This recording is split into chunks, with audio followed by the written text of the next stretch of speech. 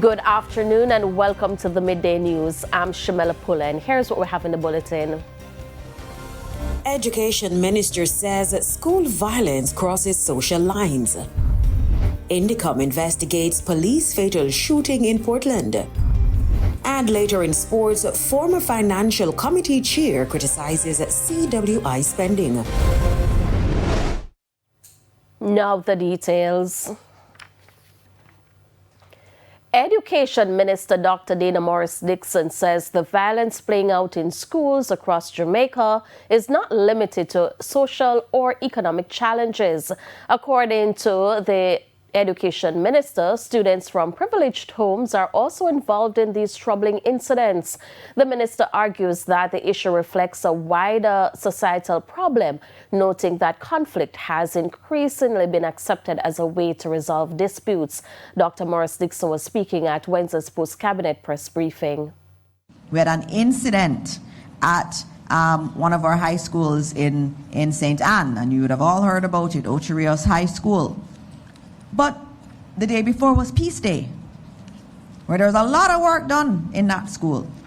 And then the day of the incident, the JCF team was there, working with our students. So we know we have to do more. We're going to have to do more, but there's a lot that's been put in place. But the work that DPM is doing on peace, that element of the Ministry of National Security and Peace, is very important because we're going to have to do a lot of work in our communities and with our families because, again, the school is just a reflection of what's happening in our society. DPM. Thanks. National Security Minister Dr. Horace Chang is pushing back against the perception of rising violence, insisting that some of the incidents making headlines are not as widespread as they seem. He argues that public fear is being amplified by what Jamaicans are seeing, particularly through repeated exposure on media and online platforms. Dr. Chang made the remarks during Wednesday's post-cabinet press briefing. We're not ignoring it. We have a whole formation of police officers we call school resource officers, which we intend to expand. They're specially trained and they go into the schools and assist in terms of disciplinary matters and working with the guidance counselor, not just to provide an ear, but as I said, to identify the problems and work with case managers, which we have as part of our system, to solve the problem with the family. And that is something we're going to scale up and expand on, working closely with our education in the community. We have to get in there. Meanwhile, Dr. Chang is raising continued concerns about domestic violence.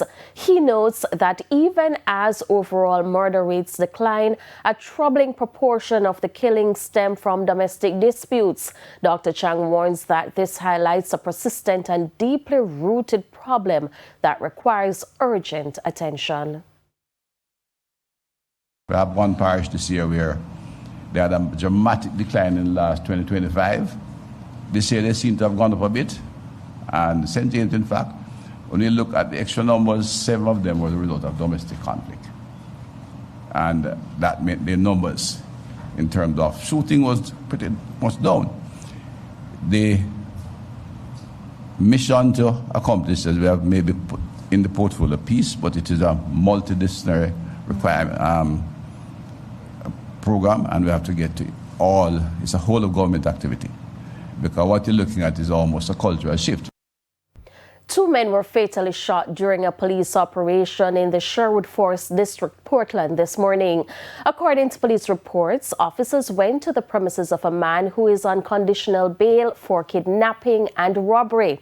It is also suspected that other men staying at the house were involved in the murder of a man in January this year. Police say that upon entering the premises, one of 2 armed men opened fire on the team. The men were subsequently found suffering from gunshot wounds and were transported to hospital where they were pronounced dead. 2 firearms were recovered from the scene.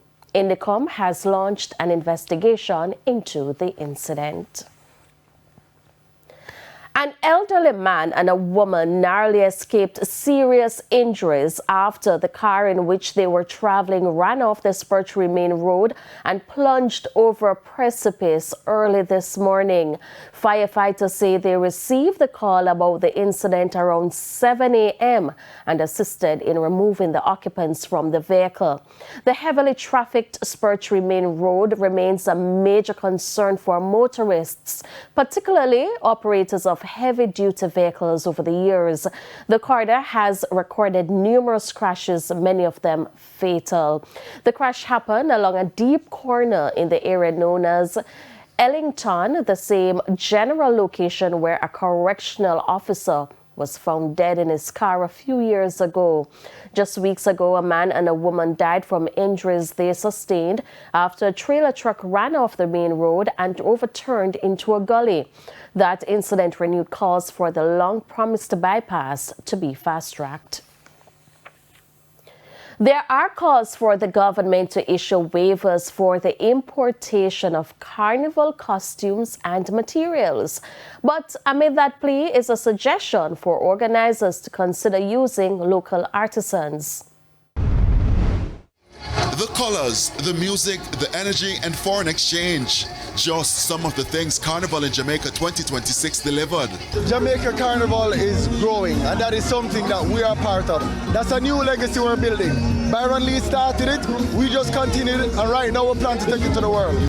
But behind the feathers and flair is a growing concern. Director of Gen XS band Kibwe McGann says the cost of producing these elaborate costumes continues to rise. It's why he's been calling for more support from the government. Feathers that make the wings, they're pretty expensive. And we also import a lot of our stuff from China because producing a band at this level requires ridiculous amounts of money. And the cost for that is ridiculous.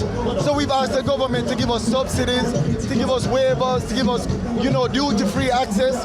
But, we just haven't gotten it yet. And what is happening is that everyone else is benefiting except the actual band. The Ministry of Industry, Investment and Commerce says it has taken note of the calls from band organizers. State Minister Delana Seabright, while not committing to immediate changes, insists the government is listening. And they have said that there are things that they need more support with. And once it benefits the country, it is something we'll actively work on, no doubt about it. Is that something you'd go back to the table with and have the discussions about, though, Minister? Well, we're already discussing it as to how we can make the Carnival in Jamaica a better product.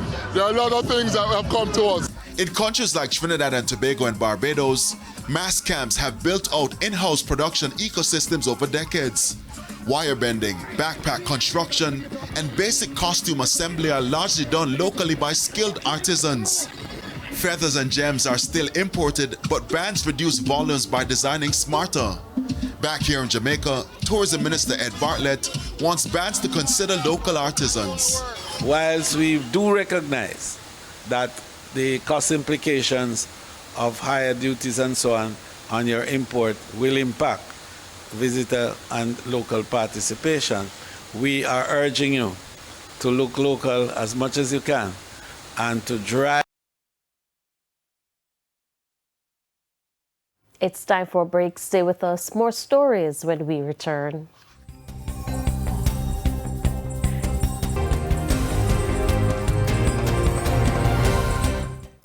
Welcome back to the Midday News.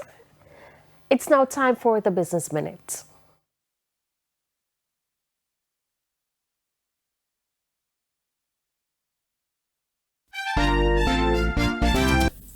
The country is awaiting word from Petrojam on expected increases in the fuel prices later today, amid growing concerns about the impact on consumers and businesses. This follows recent comments by Transport Minister Darrell Voss that the current cap of $4.50 on fuel prices increases may have to be removed, as the government can no longer afford to subsidize the commodity. Further afield, one of Elon Musk's companies could be expanding. SpaceX has come to terms on a $60 billion deal that could require the acquirement of Cursor, an artificial intelligence startup. In a social media post, Musk said the combining of these two companies could, quote, allow us to build the world's most useful AI models, end quote. Musk has been pushing SpaceX to be more AI-focused. Earlier this year, SpaceX purchased xAI and created a company that has been valued at more than $1 trillion. And that's it for the Business Minute. I'm Carrie Ann Simpson. Thank you, Carrie Ann. And here's a preview of what's coming up in this evening's health report. In this evening's health report, we look at deep neck space infection. If you have an infection that is starting in the skin, don't ignore it. If you have a bump around the beard area, in the face, and you're squeezing it, and you notice that it is actually spreading and getting worse, don't sit on it. You need to go to see your medical practitioner so that you can have treatment, often with antibiotics. If there's an abscess, the treatment is to incise and to drain it. That is the appropriate treatment. That's the health report in Primetime News at 7. And now for today's healthy living tip. Go to hospital if breathing is hard. Don't ignore throat or tooth infections. Treat early to prevent complications and check neck swelling quickly. Time now for the top stories from around the world.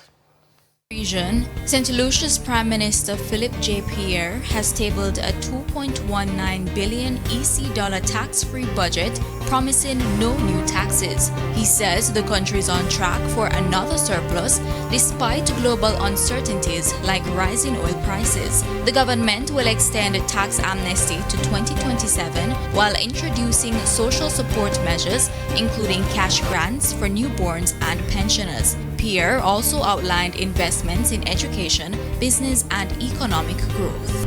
And on the international scene, British Parliament passed one of the strictest smoking bans in the world on Tuesday. The law will forbid selling tobacco products to anyone born in 2009 or after in the United Kingdom. That date won't change. It applies to people under 18 years old right now, but in 10 years, it will include anyone under 28 years old. The idea is that within a generation, it will outlaw smoking entirely. It also includes vape products. New Zealand tried the same thing in 2022, but it was abolished the following year due to pressure from retailers and the tobacco lobby.